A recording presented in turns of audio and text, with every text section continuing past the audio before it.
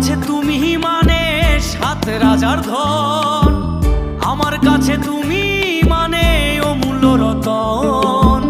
তোমার কাছে হয়তো বন্ধু আমি কিছু না, তাই তো তোমার স্বপ্নে বন্ধু আমি আসি না।